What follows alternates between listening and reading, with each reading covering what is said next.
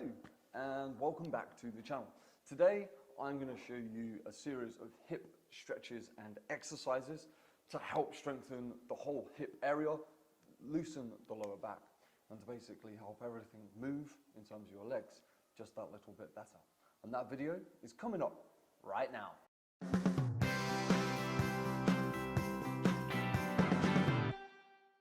Now, the first exercise that I'm going to show you is a fire hydrant, but it's a little bit different. So a traditional fire hydrant, imagine this is your hip and this is your knee, just goes like that. Now what we're going to do is we're going to take the hip through a much greater range of motion. So to do the fire hydrant, you're going to get onto all fours like so. You'll notice I'm in a perfect box position. So shoulders under, wrists under shoulders, knees straight under hips. Then what we do is we're going to bring, now this is really difficult because the challenge is you want to engage your core as much as you possibly can to stop the hips from tilting.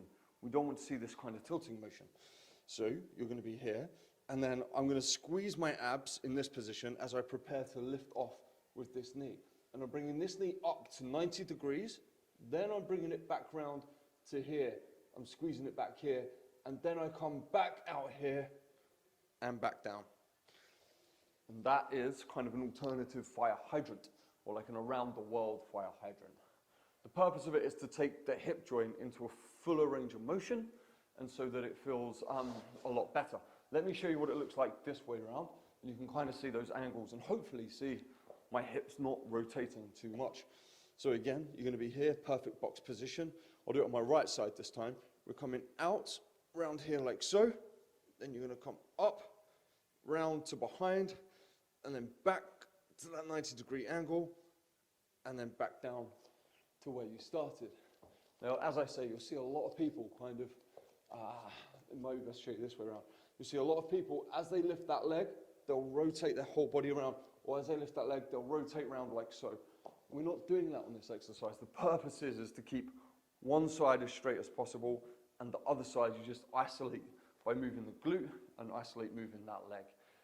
It's a lot harder than it looks. You'll really feel your abs contracting as you're fighting to keep that balance in the best way possible. And yeah, you just need to do sort of 2 sets, 10 on each side. And just repeat that sort of 3 times a week. And that will really start to help those hips and those glutes get working a lot better for you. The next exercise I'm going to show you is an airplane, a hip airplane. And it's really difficult, but really awesome. So you need to find a nice blank wall for you with lots of space, and it's another rotation exercise. Requires a lot of balance, requires a lot of skill, but again, the more you practice, the better you'll get. Okay, so the wall airplane. It's quite a difficult exercise, but let me, I'll show you this angle first, and then I'll shoot it from behind so you can see kind of what's going on there. Now, first things first, I'm going to rotate this way towards you. Again, you're going to do 2 sets of 10 on each side. And where we go is we're going to lift our back leg. I'm just leaning into the wall enough so that the wall can support me and take my weight. Then you're going to lift, I'm lifting my left leg, and then what I'm going to do is I'm going to rotate in like that and come right across the center line of my body. So I'm right across here with this leg, pointing my toes, and that's my preparation to then rotate. And as I rotate, I'm going to bring this knee back in sort of that fire hydrant position, 90 degrees to the ball and socket of the hip, and then I'm going to rotate round like so. Hands above here, I'm looking for a straight line between my hip and my shoulder, and then I'm going to rotate back round, swing into it again, and repeat like so. Now you'll feel a great deal of stability going through this side, and you'll feel a big old kind of a good twist on your lower back. And that's exactly what we're after. Because if we get that right, then everything will feel an awful lot better.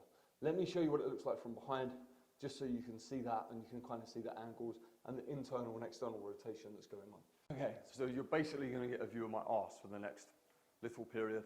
I do apologize, but these things have to be done sometimes. Just let me angle it up a little bit. Great. So now we're going to go up against the wall, like so, and hopefully, yeah, that looks okay to me. So I'm going to take my left leg, I internally rotate like this, and you see me loading this hip as I internally rotate. Then I'm going to pull back round into that almost fire hydrant position, my hand comes up and I'm coming around like this. And with this foot, I always try and rotate it as well and turn it just to get a bit of extra rotation going through my non-working hip. There we go. And that's what an airplane looks like. I bet you didn't know that. Right, on to the next exercise. So for this exercise, you're going to need a yoga block. I have done this with dumbbells, and I've also done it with just holding my hands on my knees. They work okay, but this, like you need like a light dumbbell, like a 1 kilo or 2 kilo, but that's a bit dangerous, so maybe don't do that. I'd suggest you hold it. Having a yoga block is better, especially if you're a man, because if you drop it, it won't hurt quite as much. And you'll understand when I get into the right position for this. So you're going to line up against the wall. I have one behind me, just here, like so. Let me pull the mat in. Lovely. Now, what we're going to do is my feet are going up on the wall, and the yoga block, as you can see, is right between my knees here. Now, all I'm trying to do, I'm pressing in on the yoga block with my knees, as I'm going to take this leg and externally rotate it from the hip. Now, the point of this is that I'm rotating basically where my thigh is. That's what I'm trying to do. Because if I was to just rotate from the knee or the ankle, I'm not activating the hip in the way I need to. So we're coming here, rotate round, and back in. And then on the other side, rotate round, and back in. Now you'll probably notice, I think you might not be able to see it at this angle, but I have a much greater range of motion on my left side than I do my right side. And that's what's led me to doing all of these exercises, because when I'm refereeing, I've noticed that my right hip, I'm not getting as much power or agility out of it. And that's because I have a much greater reduced range of motion. Okay, and again, you can do alternating, although I would actually suggest doing just 10 on one side, 10 on the other. And again, you're squeezing the glute and it rotates round. And that, again, is a much harder exercise than it looks. But it is a good one, all the same. Brilliant. Now let's move on to the next exercise. Okay, so this is, again, another hip exercise that works on that internal and external rotation. I want you to get down onto this elbow here, and this knee and leg comes up here. And again, you can work a bit of rotation in the hip there too. Then you're going to press your hand onto your knee here and turn your toe up towards your shin on this leg. Now what we're going to do is we're going to lift the leg over the yoga block, place it back down, and then back over the yoga block and place it back down. Nice and easy. And the aim is to clear the yoga block as best as possible without the knee lifting off the floor. And again, I'm rotating through the thigh and basically through the hip that is on the floor here to make sure that I'm getting the height and the rotation. You could easily kind of do it like this from the knee, but as you can see, there's no control attached to that, and equal, I'm not moving the part of the body that we're trying to make better, like so. And then you obviously switch sides and do it on the other leg as well. Another good exercise that's similar to this is if you just come here, kind of into what would be the start of it. I don't know if you've ever done a pigeon stretch, like so. Another great stretch for the glutes. Cool, I was just checking my phone wasn't in. I'm not sure if you've ever done a pigeon stretch, like so, but here. And then you're going to come up like so, and you're just going to rotate round, right the way round, and then lean forward into that, and that stretches out the glute, and then come back round this way, and stretch in this side like so. Rotate, stretch down, rotate, and come round. And you can also just keep your rotations up here like so, just cross your arms, and rotate round. Oh, it's one of those stretches you need to do on both sides, just to feel that balance. Otherwise you'll end up walking around in circles. Good. And I notice a massive difference in my ability to do it on this side. When I rotate this way, my thigh here, my adductor, just won't rotate around as much.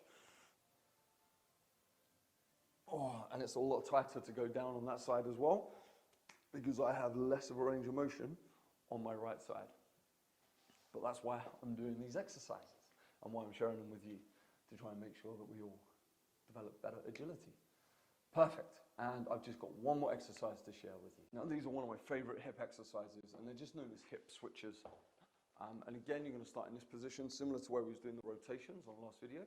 But all we're going to do is come up and rotate around. Now, if you can do it whilst keeping your feet on the floor like so, that's brilliant. And then you can also add that rotation in as you go. If you need to, you can put your hands behind you as well to make sure that you're able to do that a little bit better, yeah? Just if you come round, and you'll see a lot of people when they do this exercise, they might have to kind of collapse through here to stay balanced as they come round. That's not ideal. You obviously want to stay up as much as you can. That's why I put my hands out in front, because by putting my hands out in front, that means that I'm making sure I'm trying to stay up as much as possible. Also, when you do this, a lot of people might travel. They might travel forward. You can see I'm traveling forward as I do it. That's fine. These things happen. Don't worry too much about that. But I do this in my warm-up when I'm refereeing, just to make sure my hips and my glutes are all working and I'm as loose as I can to get that power and that agility and that freedom through my lower back and through my glutes and my legs. Also, it means that I'm going to be less sore the next day if I've warmed up and I've made sure that all the muscles that are working in the right way are working in the right way. Right, I hope you've enjoyed this video. Thank you so much for being here, and I'll speak to you again real soon. Peace, love, and protein. Ciao, ciao.